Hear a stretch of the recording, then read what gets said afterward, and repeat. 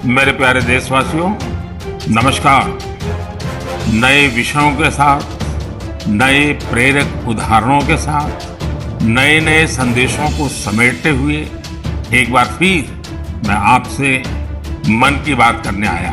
एक आर्थिक राजधानी है पंजाब की, और सिर्फ पंजाब की ही क्यों, लुधियाना तो भारत में एक ऐसे सिटी का प्रतीक है जहां हर घर का एक नौजवान, कम से कम एक नौजवान हर घर का, वो अपना रोजगार कर रहा है।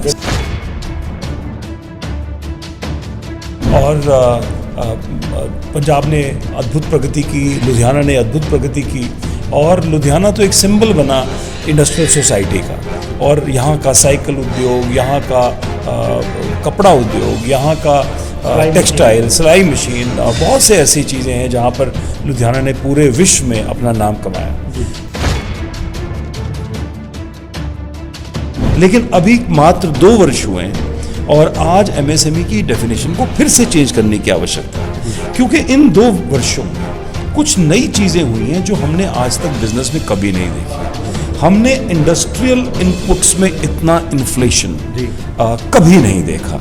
स्टील के प्राइसेस देखिए तो डबल हो गए, आप एल्यूमिनियम, कॉपर के प्राइसेस देखिए तो कई गुना हो गए।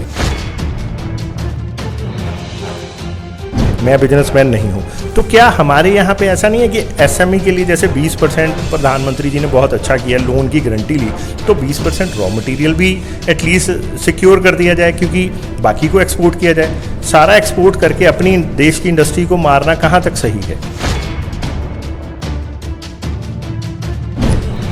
देखिए, तकलीफ तो जब आएगी, और 2020 के बाद की हम बात कर रहे हैं। कोविड आया तो पूरे विश्व में आया, लॉकडाउन पूरे विश्व में लगे, हर देश में, हर शहर में लगे, और लोगों की जानें भी गईं। तो उसकी वजह से बहुत से उद्योग धंधे बंद हो गए। तो उस समय सप्लाई साइड में शॉर्टेजेस आ गई, और सप्लाई साइड में शॉर्टेज होने की वजह से, क्योंकि ट्रक्स बंद थे, लॉजिस्टिक्स बंद था, बहुत से उद्योग बंद थे, तो रीस्टार्ट करने में कॉस्ट बढ़ी। पहली चीज़ ये कि आज रॉ मटेरियल प्राइसेस बहुत ज़्यादा बढ़ गए, और सप्लाई साइड में भी शॉर्टेजेस रहीं, ओवरऑल इन्फ्लेशन भी रहा। इन दोनों चीज़ों की वजह से आज स्टील डबल है, कॉपर, एल्यूमिनियम, प्लास्टिक्स, पॉलीमर सभी। तो ऐसे में आज वर्किंग कैपिटल की शॉर्टेज हो गई है छोटी इंडस्ट्री में। तो अगर किसी ने आज तक 1 करोड़ की सीसी लिमिट थी और उसमें काम कर रहा था, तो आज केवल रॉ मटेरियल प्राइसेस बढ़ने से शायद उसकी डिमांड 2 करोड़ हो गई है। बहुत से स्मॉल इंडस्ट्री अब इसलिए मीडियम में आ गई क्योंकि रॉ मटेरियल के प्राइसेस बढ़ गए, उनकी प्रोडक्शन नहीं बढ़ी, उनकी कैपेसिटी नहीं बढ़ी। केवल रॉ मटेरियल प्राइस बढ़ने की वजह से जो इन्फ्लेशन हुआ, उसकी वजह से अब वो स्मॉल से मीडियम में आ गए। मीडियम में आते ही ना उन्हें पेमेंट का प्रोटेक्शन मिलता है, ना उन्हें सरकारी खरीद में जो 25% रिजर्वेशन है उसका वो लाभ उठा पाते हैं।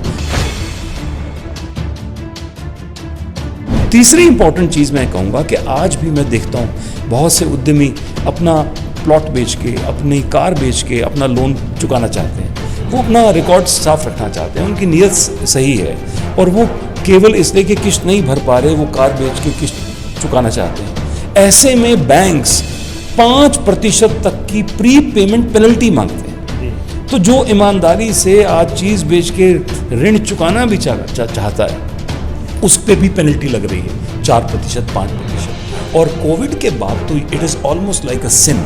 तो मैं चाहूँगा कि सरकार, आरबीआई इसका संज्ञान ले और निर्देश दे एनबीएफसीज को भी और बैंक्स को भी कि यदि कोई लोन समाप्त करना चाहता है अपना प्री पेमेंट पूरा रिकॉर्ड, तो उनको सुविधा दें, उनसे पैसा लें।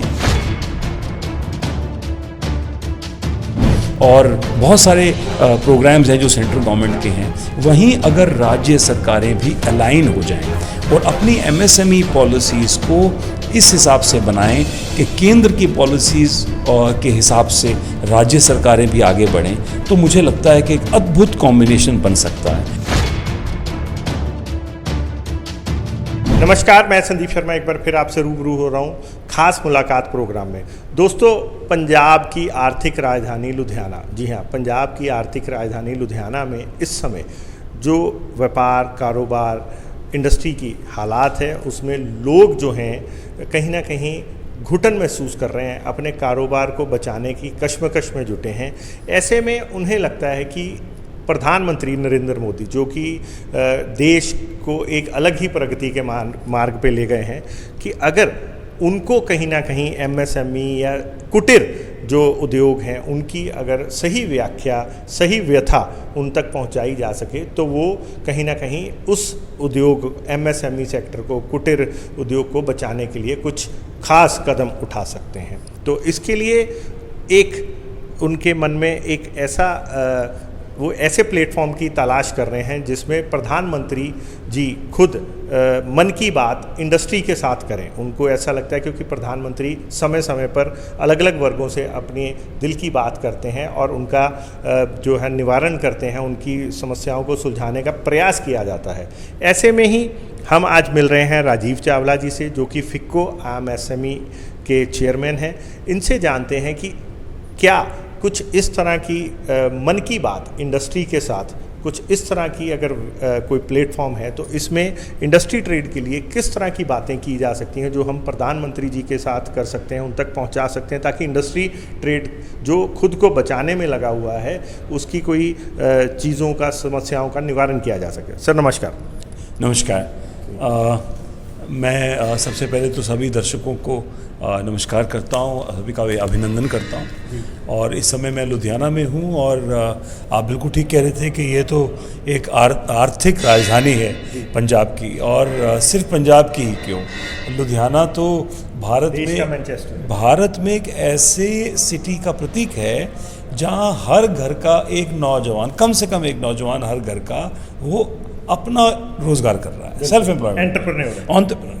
तो ये एक लुधियाना की धरती की बड़ी यूनिक चीज़ है, और कि यहाँ का जो नौजवान है वो सबसे पहले अपना काम करके खुद रोज़गार देना चाहता है, न कि रोज़गार मांगता है। और पंजाब ने अद्भुत प्रगति की, लुधियाना ने अद्भुत प्रगति की, और लुधियाना तो एक सिंबल बना इंडस्ट्रियल सोसाइटी का। और यहाँ का साइकिल उद्योग, यहाँ का कपड़ा उद्योग, यहाँ का टेक्सटाइल, सिलाई मशीन, बहुत से ऐसी चीज़ें हैं जहाँ पर लुधियाना ने पूरे विश्व में अपना नाम कमाया। और इस समय कोविड के बाद, अब मैं बात करता हूँ वर्तमान समय की, कि कोविड ने एक ऐसा पूरे विश्व में एक ऐसा संकट डाला और भारत को भी आर्थिक संकट में का सामना करना पड़ा। और सबसे ज़्यादा जब भी कोई संकट आता है तो जो नीचे का वर्ग है सबसे ज़्यादा कष्ट हमेशा उसी वर्ग को होता है। और ऐसे में जो एमएसएमई सेक्टर है, जो छोटे उद्योगों का सेक्टर है, छोटे व्यापारी का सेक्टर है, जाहिर है सबसे ज़्यादा कष्ट और सबसे ज़्यादा तकलीफ़ इस वर्ग को हुई। इन्होंने जिसने बैंक से लोन ले रखा था उसको लोन देने में, लोन चुकाने में कष्ट हुआ, और बहुत सारी तकलीफ़ें हुई। जिसका पास छोटा रोज़गार था उसका रोज़गार लॉकडाउन में बंद रहा, और फिर पेमेंट लेट हो गई, किसी की पेमेंट रुक गई।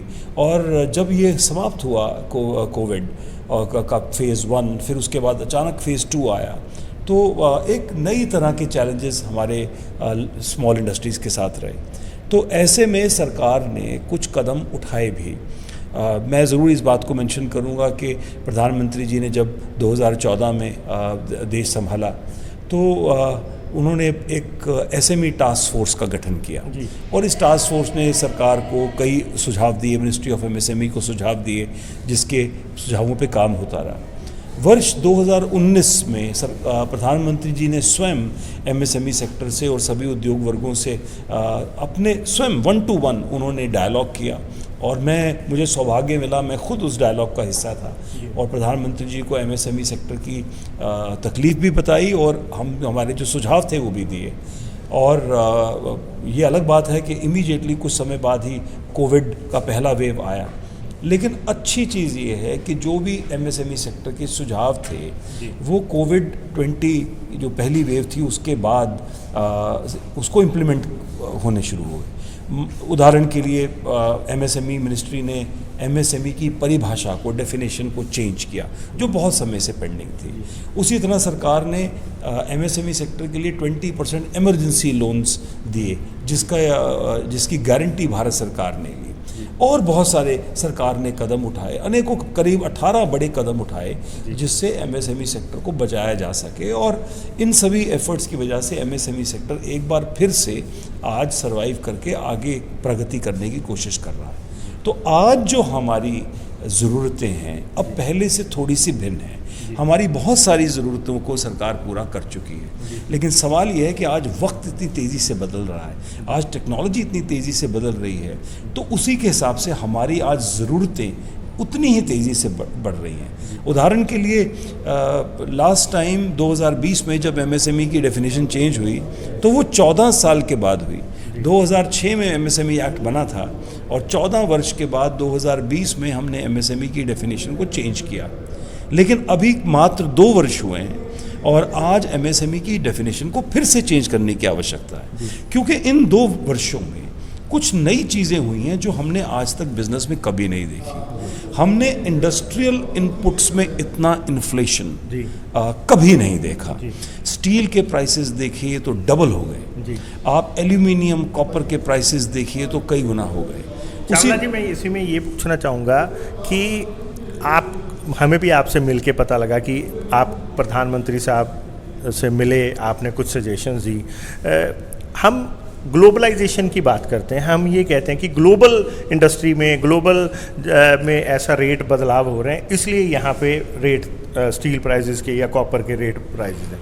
मैं ये पूछना चाहूँगा, ग्लोबल में तो हमें ये भी बताया जाता है, जब मैं भी फ़ॉरेन जाने का मुझे भी मौका मिला, हम फॉरेन कंट्री की नकल करते हैं लेकिन वो अपने मतलब के हिसाब से करते हैं। मुझे ये लग रहा है, ये मुझे एहसास हो रहा है, क्योंकि वो अपने कंट्री के लिए, नेशनलिज्म के लिए बहुत सजग हैं, उनके लिए नेशनलिज्म भी उतना ही इंपॉर्टेंट है। लेकिन यहाँ पे 100% एक्सपोर्ट कर दिया जाता है रॉ मटेरियल, जबकि उसको ऐड ऑन करके यहाँ पे बहुत ज़्यादा चीज़ें, ये मैं नहीं कह रहा, ये मेरे को आपके कुलीग्स ही बताते हैं, मैं बिजनेसमैन नहीं हूँ।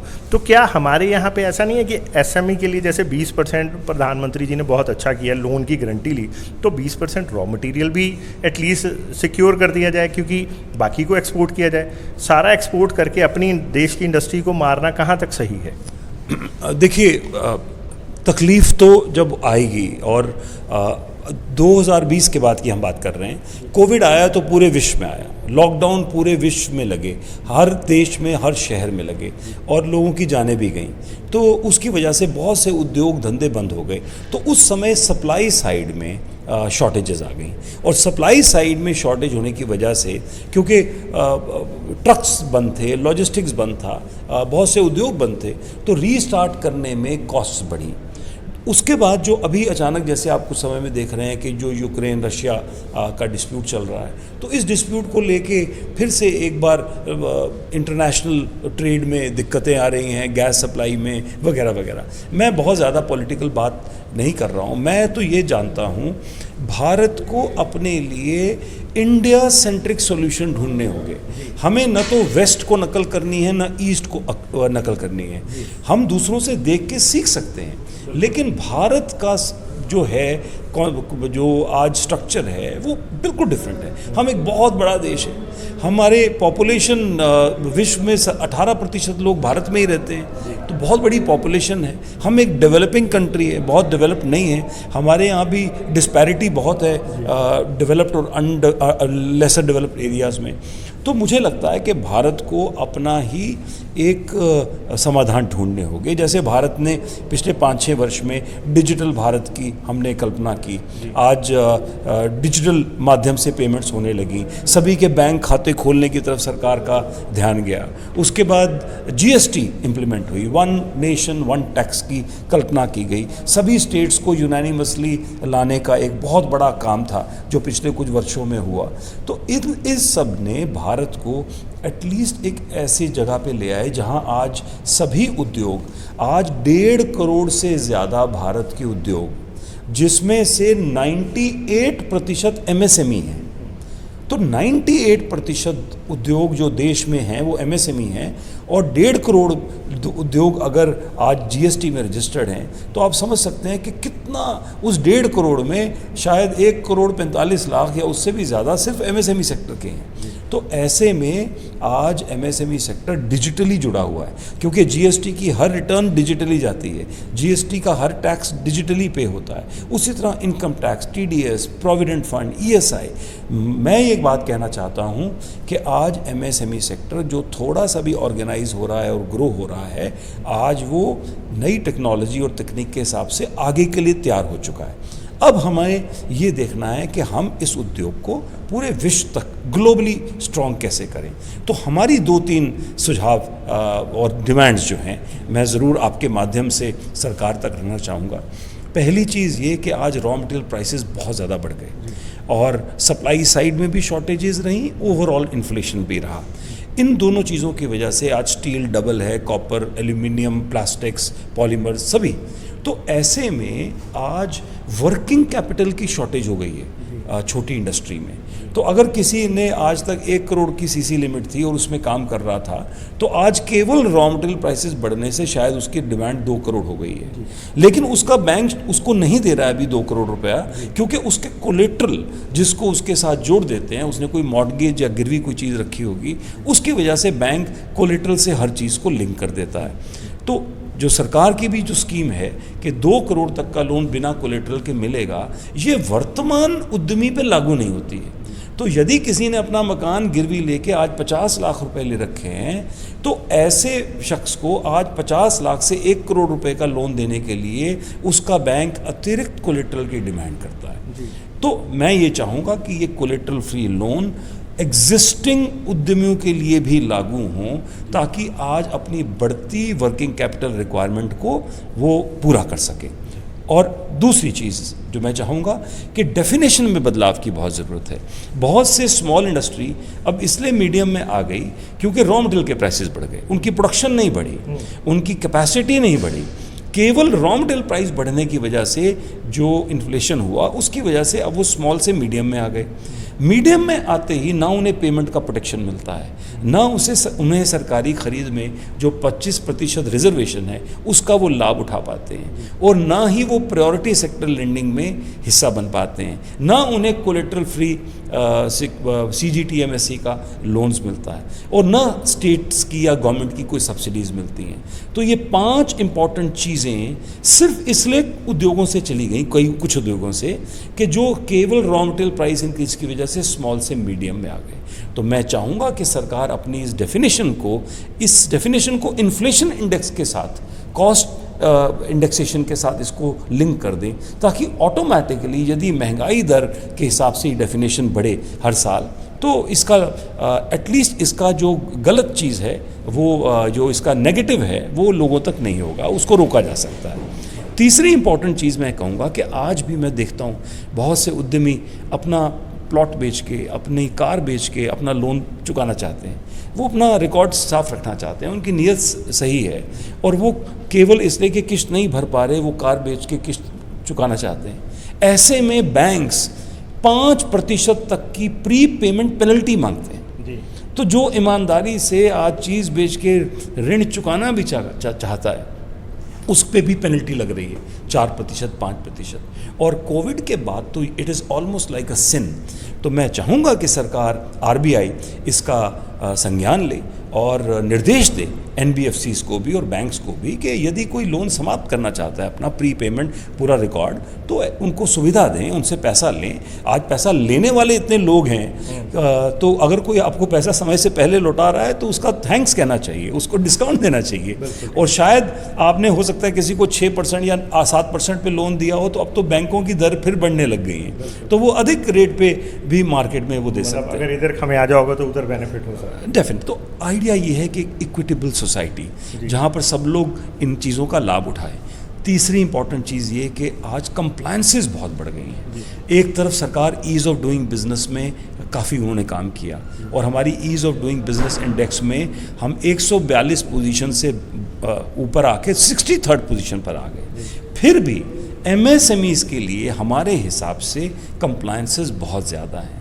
और एक नई चीज़ हमने कोविड की इस वेव में देखी कि, और बहुत सारी, इनफैक्ट 90% जो MSMEs हैं वो प्रोप्राइटरशिप फॉर्म में चलती हैं। तो कोविड में हमने ये देखा कि यदि किसी प्रोप्राइटर की डेथ हो जाती है तो इमीडिएटली उसका लोन अकाउंट, उसका बैंक का खाता बंद कर दिया जाता है और उसका परिवार वर्कर्स की तनख्वाह या बिजली का बिल या जीएसटी की पेमेंट भी नहीं कर पाता, क्योंकि वो खाता समाप्त हो गया और अभी नया सक्सेशन डिसाइडेड नहीं है। तो मैं सरकार से ज़रूर ये बात कहना चाहूँगा कि एक ज़रूर इसकी गाइडलाइन तैयार करें बैंक्स के प्रोप्राइटर की डेथ होने पर या कोई प्रॉब्लम आने पर इमीडिएटली नेक्स्ट नॉमिनी कौन होगा, इसको ज़रूर उस प्रोप्राइटर को हक होना चाहिए देने का कि मेरे एब्सेंस में इमीडिएटली ये नॉमिनी मेरे बैंक चेक साइन करेगा, मेरी एसेट्स और लायबिलिटीज़ को केयर करेगा, जब तक कोर्ट्स के माध्यम से सक्सेशन प्लान तय नहीं होता। तो ये नई नई चीज़ें हैं। हमने भी बहुत अच्छे अच्छे प्रोप्राइटरशिप उद्योगों को देखा जो बहुत बेहतरीन काम कर रहे थे, लेकिन केवल कोविड में प्रोप्राइटर की डेथ होने पर वो उद्योग 3 महीने में ही एनपीओ हो गया और समाप्त हो गया। तो मैं इस तरह के बहुत सारी चीज़ें हैं जो सरकार से मैं कहना चाहता हूँ। स्टेट गवर्नमेंट्स को ज़रूर अलाइन करें। अभी सरकार ने एक national level MSME policy draft की है और आइडिया ये है कि ये नेशनल पॉलिसी जो एमएसएमईज़ की है, सभी राज्य सरकारें उस ड्राफ्ट को फॉलो करें और उस ड्राफ्ट के साथ हिसाब से अपनी स्टेट इंसेंटिव्स भी रखें। तो मैं ज़रूर चाहूँगा कि सरकार इमीडिएटली उस पॉलिसी को फाइनल करे, सभी स्टेट्स को भी एक प्लेटफॉर्म पे लेके आए। जैसे जीएसटी में आप सभी स्टेट सरकारों को साथ लेके आए, चाहे वो अपोजिशन की सरकारें थी, किसी अलग पार्टी की भी सरकारें थी, फिर भी जीएसटी काउंसिल एक अद्भुत काम कर रही है और एक ही मंच पर आके, प्लेटफॉर्म पर आके आपने बहुत सारी चीज़ों को संवारा है, सजाया है, ठीक किया है। वैसे ही आज सभी राज्यों के जो मिनिस्टर्स हैं या मुख्यमंत्री हैं, प्रधानमंत्री जी एमएसएमई सेक्टर के लिए तो वो पॉलिसी उनको दें, ताकि हर राज्य सरकार, क्योंकि राज्य सरकार का बहुत बड़ा योगदान है। हमें याद रखना चाहिए कि स्टेट जो है वही एग्रीकल्चर, इंडस्ट्री और लॉ एंड ऑर्डर ये उसकी रिस्पॉन्सिबिलिटी है। तो industry is actually a state subject, क्योंकि राज्य में आपको प्लॉट देना है, राज्य ने इंडस्ट्रियल एरिया को डिमार्केट करना है, राज्य ने आपको बिजली प्रोवाइड करनी है, राज्य ने आपको लॉ एंड ऑर्डर देने हैं, लेबर लॉज का इम्प्लीमेंटेशन उस राज्य ने करना है। तो राज्य सरकारों का बहुत बड़ा रोल है। तो जहाँ सेंट्रल गवर्नमेंट एक नेशनल लेवल पॉलिसी दे सकती है, बैंकिंग एंड फाइनेंस सेंटर में आएगा और बहुत सारे प्रोग्राम्स हैं जो सेंट्रल गवर्नमेंट के हैं, वहीं अगर राज्य सरकारें भी अलाइन हो जाएं और अपनी एमएसएमई पॉलिसीज़ को इस हिसाब से बनाएं कि केंद्र की पॉलिसीज़ के हिसाब से राज्य सरकारें भी आगे बढ़ें, तो मुझे लगता है कि एक अद्भुत कॉम्बिनेशन बन सकता है। तो आपके इस अमेजिंग चैनल के माध्यम से जो ये इतना बेहतरीन बात कर रहा है, मैं आपके माध्यम से बात सभी वर्गों से करना चाहूँगा। पंजाब सरकार से भी करना चाहता हूँ और केंद्र सरकार से भी मैं अपनी बात कह रहा हूँ कि आप अपनी पॉलिसीज़ को ऐसा बनाएं कि एमएसएमई सेक्टर सुदृढ़ हो और आज का नया युवा, नया नौजवान जो कि आज कॉलेज से पढ़ के बाहर आ रहा है, वो बाहर आके नौकरी तलाशना बंद करे, उसके लिए इंसेंटिव हो अपना उद्योग, अपना व्यापार, अपना काम करने के लिए, ताकि वो अनएम्प्लॉयमेंट से सेल्फ एम्प्लॉयमेंट की तरफ जाए। तो जी। तो दोस्तों, ये थे राजीव चावला जी, जिन्होंने हमें एक नया गुरु मंत्र दिया है कि अनएम्प्लॉयमेंट से सेल्फ एम्प्लॉयमेंट तक जाने के लिए हमें सोच बनानी चाहिए, बल्कि ना कि सरकार से लगातार रोज़गार की मांग करनी चाहिए। हमें सरकार के साथ कंधे से कंधा मिला के जो है आगे बढ़ने की ज़रूरत है, ना कि पुराने रीति रिवाजों के अनुसार उनसे खाली मांगने की ज़रूरत है। सो ये थी इनकी एक खास मुलाकात। ऐसे ही अलग अलग शख्सियतों से रूबरू होते रहेंगे, करवाते रहेंगे, देखते रहें, बने रहें जनहितैषी। धन्यवाद।